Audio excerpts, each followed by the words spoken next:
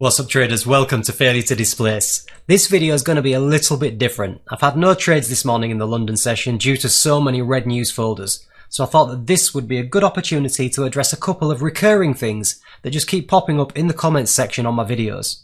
I'm worried about getting repetitive strain injury from constantly answering these 2 points, so I thought I'd make a quick video that I can simply direct people to when these points inevitably pop up again. The 2 points that I'm going to be covering are why I'm not live streaming, and also am I cherry picking trades for my videos. So if you see comments relating to these on my videos, then please feel free to help me out and direct people to this video. So let's start with cherry picking first. To answer this, I need to explain why I started the YouTube channel in the first place. My logic behind this channel is to improve my own personal trading. It's primarily a selfish endeavour. By having the commitment to show up pretty much every day and drop highly detailed analysis specifically focused on a single trading style that I want to improve on, that being ICT, it makes me far more consistent in how I approach and execute on the markets. I use this channel as part of my journaling process, therefore many of the videos are 100% hindsight analysis, where I'll go back into the session, use ICT concepts to review and establish the best possible outcomes for that particular session. This means that I'm not looking for and I'm not logging losing setups. For me, as a technical trader, it's all about pattern recognition, and I'm training my brain to recognize the best patterns that lead to the best outcomes. So it doesn't make sense to be logging failures. As ICT has said many times, use your journal to big yourself up and make yourself feel great about trading. Focus on the things that you're doing right and not the things that you're doing wrong.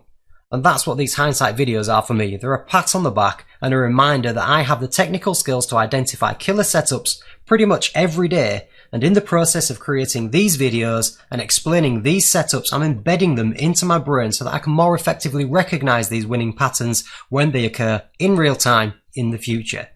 Now I appreciate I do sometimes share live executions, and I do this because it's nice for me to look back on, and it's a great confidence booster to have recorded a great execution. And also many of my viewers seem to find it interesting, but I'm not doing this to try and convince anyone that I'm the best trader in the world. To clarify, I'm not trying to sell you anything, I don't have any discords or private mentorship, I'm not trying to convince you that you need to trade like me, and I don't want to be your guru, we have ICT himself for that. All I'm doing is I'm training my brain to identify the best patterns that lead to the best outcomes, and by making the commitment to upload these videos and grow a YouTube channel, it's keeping me focused and consistent. And you know what? It's really worked. Since starting the channel and creating over 100 videos so far, my trading has improved massively. And the added bonus is that a lot of people seem to find value in the content as well. So this just motivates me even more. So this brings me on to live streams. As I mentioned at the start, the whole purpose of this channel is to improve my trading, and I currently can't see a scenario where putting myself under the pressure of trading with an audience is going to benefit me, or anyone else for that matter. Now I can fully understand the attraction of watching profitable traders trade live.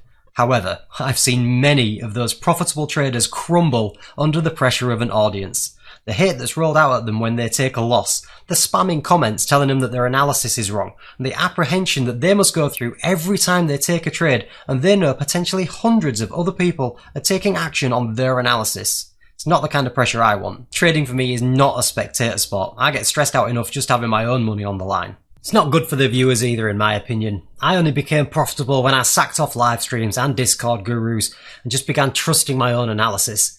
I wasted years watching live streams just waiting for the streamer to confirm my analysis, or totally go in the opposite direction and talk me out of taking a trade. And I got really frustrated that they'd taken profitable trades off stream that I'd never even spotted, and that I just literally couldn't trade without having them on there, on screen, supporting every single bit of analysis that I did. I was like literally addicted to live streamers and just couldn't pull the trigger on a trade without their confirmation. And if I went through all that, then I'm sure there's countless others that do exactly the same thing. At that time, I never built any confidence just to trust myself. There was always too much conflicting information in the chat, or the streamer was doing something totally different that I didn't understand, and it held me back massively.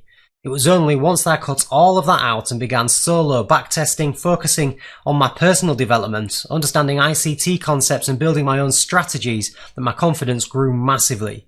And now it's just over a year later and I'm finally profitable and much more confident in my own trading abilities.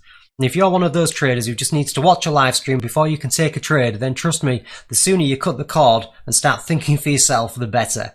And if you feel you just can't trust any of my analysis without seeing me trade live, well, that's cool. There's tons of live streamers out there, and this channel's just not for you. I personally don't think that watching me push a few buttons is going to make you a better trader. Instead, if you've seen something in my videos that you find interesting, then you should just get stuck in and start backtesting for yourself. It's the only way that you're going to build any kind of confidence in your own trading abilities. So there you go. I hope that you learned a little bit more about me and why I started this channel. And as I said at the start, I'm not trying to sell you anything, I don't have a Discord or a private mentorship, and I'm not trying to convince you that you need to trade like me. I don't want to be your guru. I'm just happy that so many people have found value in the content that I've shared so far, and this whole process has really helped me personally become a much better trader. So thanks for watching, and if you found the video useful, then please give it a thumbs up. If you've got any feedback, drop it down in the comments section below, and as always, consider subscribing if you haven't already. Thanks for watching, and I'll see you again in the next video.